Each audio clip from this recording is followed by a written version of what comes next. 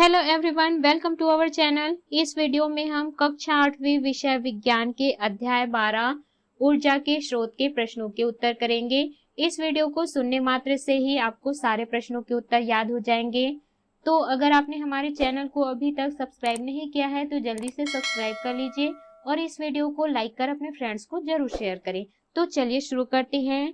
सबसे पहले हम पाठ के मध्य में दिए गए प्रश्नोत्तर को करेंगे। में इनके उत्तर दीजिए। में सबसे पहला प्रश्न है, बांधों में विद्युत ऊर्जा कैसे उत्पन्न की जाती है? इसका उत्तर है, बांधों में जल को एकत्रित किया जाता है, जहां एकत्रित जल को तेजी से बहाया जाता है, जिससे जल मार्ग में लगी टरबाइनें घूमने लगती है।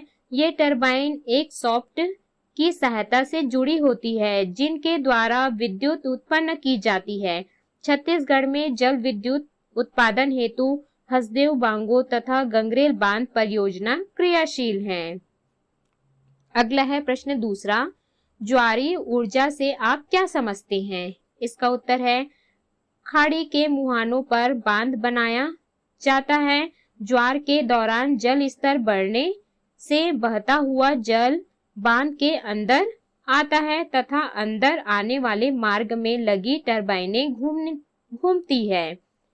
इसी तरह जब जल स्तर गिरता है तब भाटा के कारण बांध में भरा हुआ पानी बाहर निकलता है और पुनः टरबाइनें घूमने लगती हैं। ये टरबाइनें जनित्र से जुड़ी होती हैं, जिनके द्वारा विद्युत उत्पादन होता है। भारत में गुजरात के कच्छ की खाड़ी एवं पश्चिम बंगाल के पूर्वी समुद्र तटीय स्थान है। प्रश्न तीसरा है, नाभिकीय ऊर्जा क्या है? इसका उत्तर है, परमाणु का द्रव्यमान उसके नाभिक में होता है, जहां परमाणु की अधिकांश ऊर्जा होती है। जब किसी भारी परमाणु जैसे यूरेनियम को हल्के नाभिकों में तोड़ा जाता है तो अत्यधिक मात्रा में ऊर्जा मुक्त होती है। इन्हें नाभिकीय ऊर्जा कहते हैं। प्रश्न चौथा है, ताप विद्युत गृह में विद्युत उत्पन्न करने के लिए किस पदार्थ का उपयोग किया जाता है? इसका उत्तर है, ताप विद्युत गृह में विद्युत उत्पन्न करने के लिए कोयले का उपयोग किया जाता है। अगला है, इनके उत्तर दीजिए। प्रश्न पहला, पेट्रोलियम के मुख्य उत्पाद कौन कौन से हैं? इसका उत्तर है, पेट्रोलियम के मुख्य उत्पाद petrol, diesel, kerosene, petroleum gas, रसोई गैस आदि हैं। अगला है प्रश्न दूसरा, रसोई गैस को और किस नाम से जाना जाता है? यह किन गैसों का मिश्रण है? इसका उत्तर है, रसोई गैस को एलपीजी गैस के नाम से जाना जाता है, अर्थात द्रवित ब्यूटेन है जो कि अत्यधिक ज्वलनशील है। यह ब्यूटेन, प्रोपेन तथा एथेन गैसों का मिश्रण है। अगला है प्रश्न तीसरा, बायोगैस किन गैसों का मिश्रण है? इसका उत्तर है, बायोगैस मीथेन और कार्बन डाइऑक्साइड गैसों का मिश्रण है।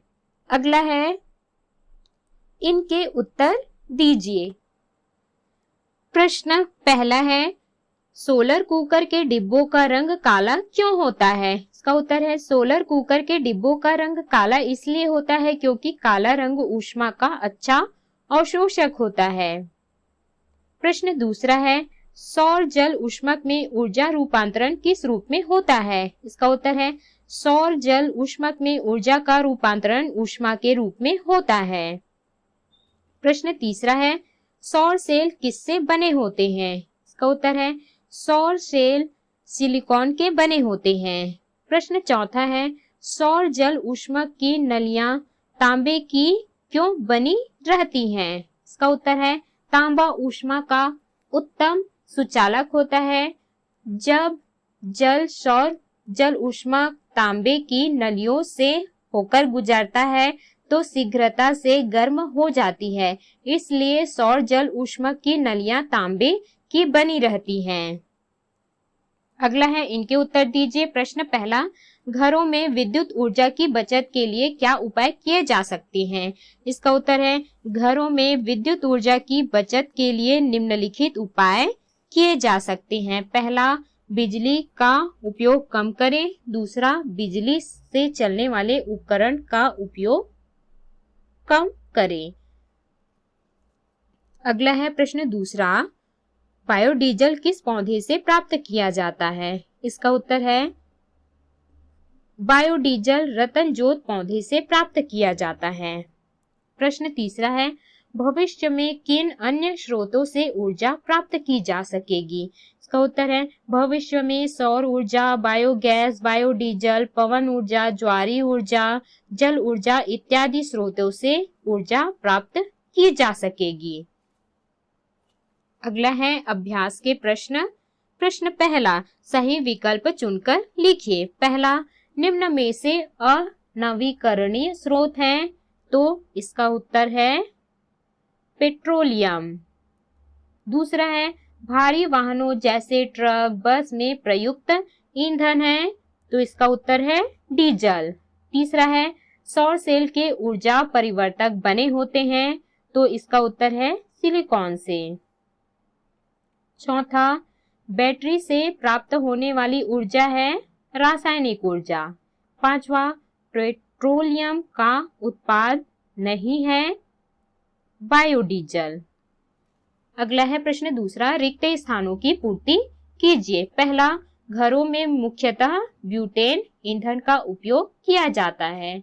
दूसरा, सोलर कुकर सौर ऊर्जा पर आधारित है। तीसरा है, कोयला ऊष्मीय तापीय ऊर्जा का स्रोत है। चौथा, गोबर तथा जल के मिश्रण में एक विशेष संयंत्र में बायोगैस तैयार की जाती है। पांचवा है, घरों में उपयोग आने वाला द्रव ईंधन ब्यूटेन है। अगला है प्रश्न तीसरा, उचित संबंध जोड़िए। यहाँ पर कॉलम अ और कॉलम ब में हमको उचित संबंध जोड़ना है। पहला है सीएनजी, तो इसका सही उत्तर है घ, प्राकृतिक गैस। दूसरा, समुद्र, ज्वारीय ऊर्जा, सोलर कुकर, सौर ऊर्जा, विंड फार्म, पवन ऊर्जा, बांध, विद्युत ऊर्जा। अगला है प्रश्न चौथा, निम्नलिखित प्रश्नों के उत्तर दीजिए। प्रश्न पहला, ऊर्जा के 4 विभिन्न रूपों के नाम लिखिए। इसका उत्तर है ऊर्जा के 4 विभिन्न रूप निम्न है। पहला, पवन ऊर्जा। पवन ऊर्जा का उपयोग पवन चक्की को चलाने में किया जाता है। वायु चक्र को घुमाती है। पवन चक्की आटा पीसने, पानी का उद्वहन करने या विद्युत उत्पादन करने के लिए उपयोगी है। दूसरा है सौर ऊर्जा। सौर ऊर्जा को उपकरणों द्वारा एकत्रित करके इसका उपयोग है। भोजन, पानी गर्म करने आदि में किया जाता है। भोजन पकाने वाला उपकरण सोलर कुकर कहलाता है। तीसरा है जल विद्युत ऊर्जा। चौथा है ज्वारीय ऊर्जा। प्रश्न दूसरा है, सौर ऊर्जा के क्या लाभ हैं?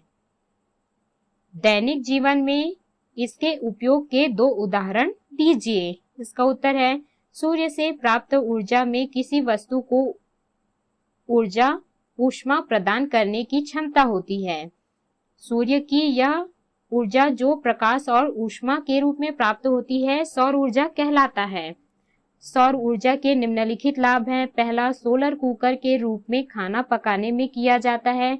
दूसरा, सौर बैटरी के रूप में सूर्य से प्राप्त ऊर्जा को विद्युत ऊर्जा के रूप में संग्रहित किया जाता है, जिससे वाहन एवं मशीनें चलाई जाती हैं। प्रश्न चौथा है, पेट्रोलियम से प्राप्त होने वाले विभिन्न उत्पादों के नाम लिखिए। इसका उत्तर है पेट्रोलियम को जमीन के अंदर से पंपों के द्वारा निकाला जाता है। इससे हमें विभिन्न उत्पाद पेट्रोल, डीजल, केरोसिन आदि प्राप्त होते हैं। प्रश्न पांचवा है, बायोगैस क्या है? इसके उत्पादन की प्रक्रिया लिखिए। इसका उत्तर है गोबर, वनस्पति एवं मृत जीव जंतुओं अर्थात जैविक अपशिष्टों के सड़ने से जो गैसीय ईंधन तैयार होता है उसे बायोगैस कहते हैं। इसके उत्तर में आपको इस प्रकार से बायोगैस संयंत्र का चित्र बनाना है। बायोगैस प्राप्त करने के लिए सर्वप्रथम गोबर को पानी के साथ घोल बनाकर विशेष प्रकार से निर्मित कर गड्ढे में डाला जाता है। गड्ढे में यह मिश्रण वायु की अनुपस्थिति में अपघटित होकर मीथेन, कार्बन डाइऑक्साइड तथा कुछ अन्य गैसें प्रदान करता है। प्राप्त गैस को गड्ढे के ऊपर लगे डोम में एकत्रित कर लिया जाता है। फिर आवश्यकता के अनुसार इसका उपयोग पाइप द्वारा बाहर निकालकर किया जाता है। अगला है प्रश्न 6वां। अपने आसपास विभिन्न उद्देश्यों के लिए उपयोग किए जाने वाली ऊर्जा के स्रोतों की सूची बनाइए तथा उन्हें नवीकरणीय तथा अनवीकरणीय में पृथक कीजिए। इसका उत्तर है हमारे आसपास विभिन्न उद्देश्यों के लिए उपयोग किए जाने वाले ऊर्जा के स्रोतों की सूची है। पहला कोयला, अनवीकरणीय ऊर्जा स्रोत। दूसरा पेट्रोलियम, अनवीकरणीय ऊर्जा स्रोत। तीसरा है डीजल, अनवीकरणीय ऊर्जा स्रोत। चौथा है सौर ऊर्जा, नवीकरणीय ऊर्जा स्रोत। पांचवा है जल विद्युत ऊर्जा, नवीकरणीय ऊर्जा स्रोत। छठवां एलपीजी, नवीकरणीय ऊर्जा स्रोत। सातवां पवन ऊर्जा, नवीकरणीय ऊर्जा स्रोत। प्रश्न 7 है एलपीजी में मुख्य रूप से कौन कौन सी गैसें पाई जाती हैं? इसका उत्तर है एलपीजी में मुख्य रूप से ब्यूटेन के अलावा प्रोपेन तथा इथेन गैसें पाई जाती हैं। अगला है प्रश्न 8वां।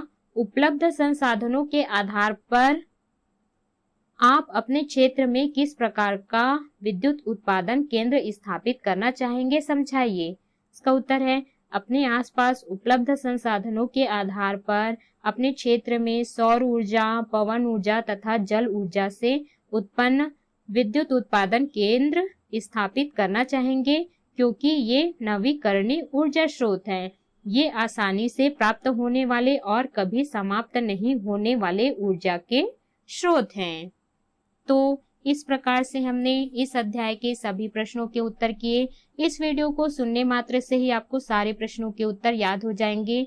तो अगर आपने हमारे चैनल को अभी तक सब्सक्राइब नहीं किया है तो जल्दी से सब्सक्राइब कर लीजिए और इस वीडियो को लाइक कर अपने फ्रेंड्स को जरूर शेयर करें।